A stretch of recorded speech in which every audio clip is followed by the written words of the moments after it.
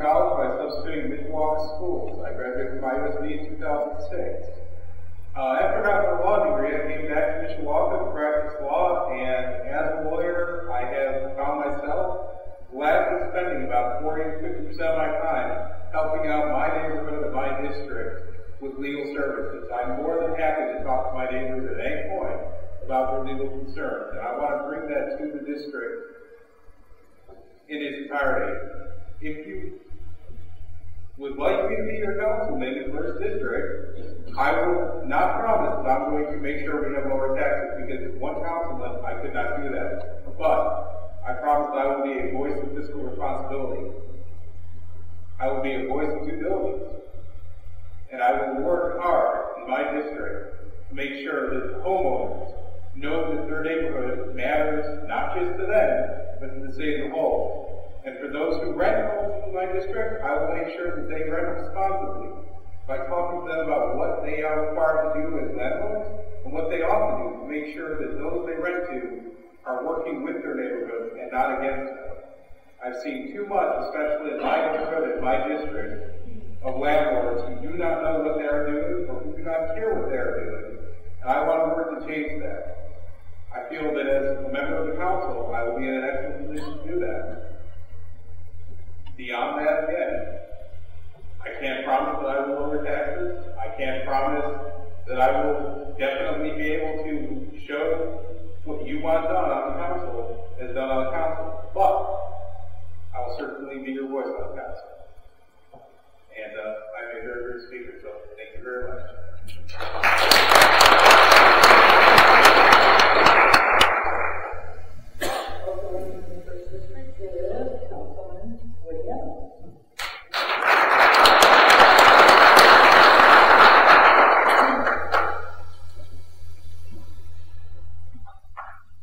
Good evening, ladies and gentlemen. I'm Emmons, and I am seeking re-election from the 1st District Council.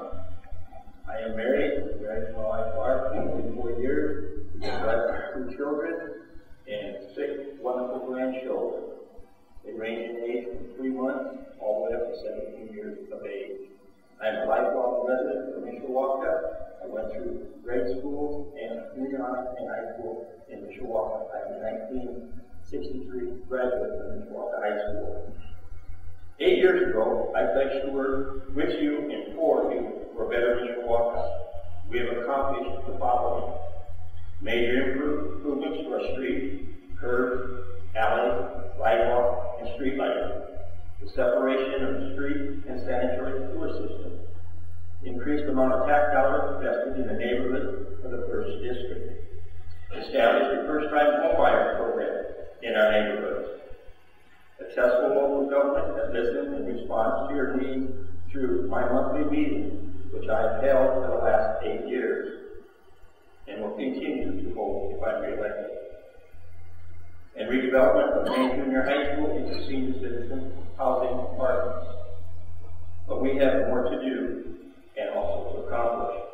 With your vote on election day, we will continue to strengthen our local economy and to retain and attract jobs.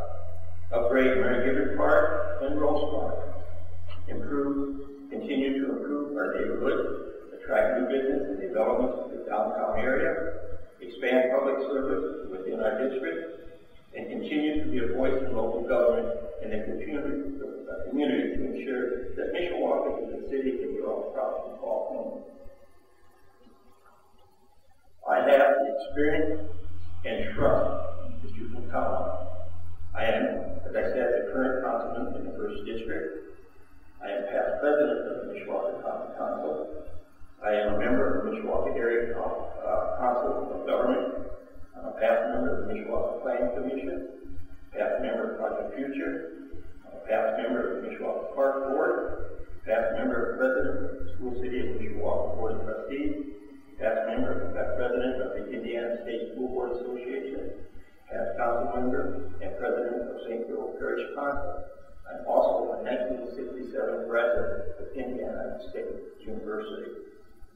I want to thank each and every one of you for attending this evening. I appreciate you for coming out, and I appreciate your support come May and November. so I can continue to serve the representative not only of my first district, but also the city of Mishawaka. Thank you, and again, I'd like to thank the citizens of Constand and also All Right Church for having us this evening. Again, thank you.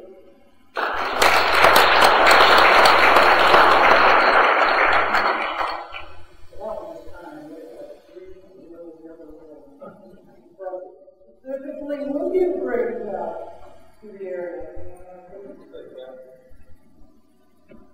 I don't have a lot of that council experience, but the way that I envision bringing jobs to the area would be to establish a solid infrastructure, not just for the job providers coming to the area, but for people who want to come to the area to be those employees.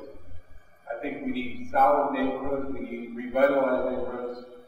As Mayor Wood said, we need to deal with the vacant homes that are falling apart. We need to continue the programs that we have in place so that people who come to Mishawaka or look at Mishawaka as a place to live see that it is not just a wonderful place to live, but that there is more than enough room for them to come and live here. As far as businesses go, I think we need to continue to work on improving infrastructure, not just along the Capital Avenue corridor, but also on the south side, using the southern pit to build up infrastructure on the south side so that we can take the land there and say to businesses, especially, for instance, in tax burden in Illinois, come to Indiana, come to St. Joseph County, come to Mishawaka. We're ready for you, we want you here, and it'll be a lot easier for you to do business here than where you're currently at. I think once we get that established as a place, once we get Mishawaka established as a place where businesses can thrive, businesses will come here because they want to thrive. I've never met a businessman who wanted to lose money rather than move to a more friendly place.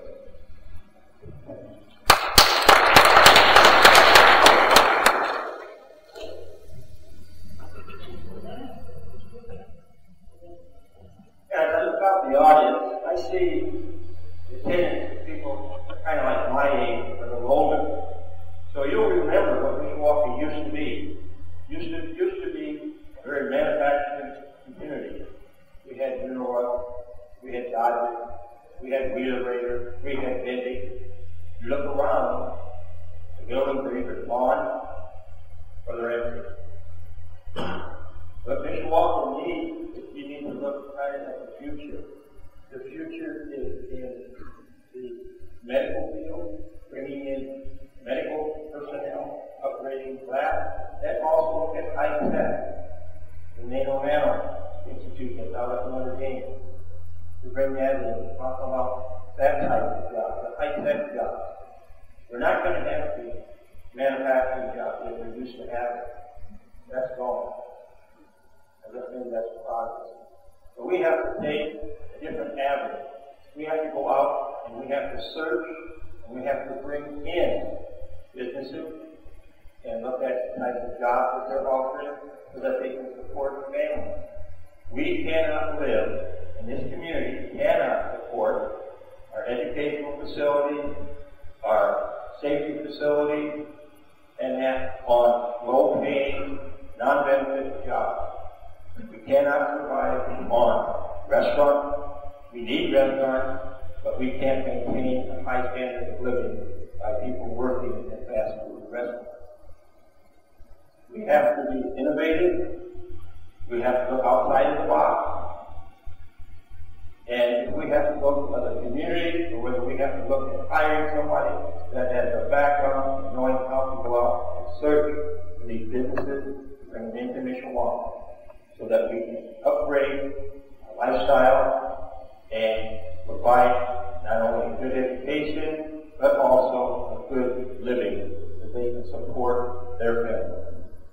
The community cannot survive without people. We need to keep our people and attract people. Thank you.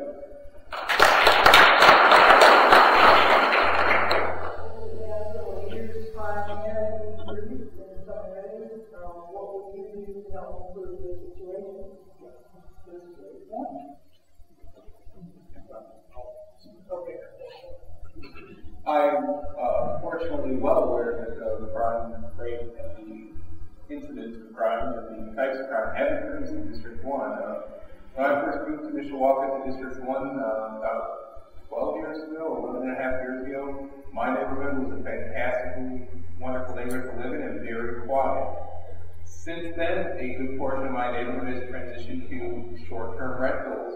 And what I've seen in those intervening years is that most of the crime that occurs, even on my street, is by people who, frankly, don't care about the neighborhood. The crime is not necessarily violent, it's petty vandalism. It's throwing a spark plug through a window, it's slashing a tire. It's people who are bored, looking for something to do, and don't have a sense of neighborhood that makes them stop and say, you know, maybe I care about my neighbor. Maybe I care that they're going to be upset and they'll have to spend money to repair their house, to repair their cars, to repair their lawn. I'll find something else to do. I'll go to the park and play basketball. I know that District 1, I've been reading the newspaper, the Tribune, just about every Sunday for the past couple months. Most of the major crime that's reported in Mishawaka seems to be in District 1. I think the best way to deal with that is to strengthen community ties and to also strengthen ties to the policing. We need to make sure that the neighborhood policemen, the patrols, know not just who the people are in the neighborhood, but that the people in the neighborhood know and trust their local police officers, so that if they see crime occurring, that if they think the crime is occurring, they're not going to hesitate to contact the police. On my block, more often than not, I'm the one who calls the police. I really wish my neighbors would reduce crime in District 1 is to increase community involvement so that neighbors are watching out for one another. And neighbors care about one another, and their children or they themselves aren't inclined to just commit petty vandalism out of boredom. Thank you.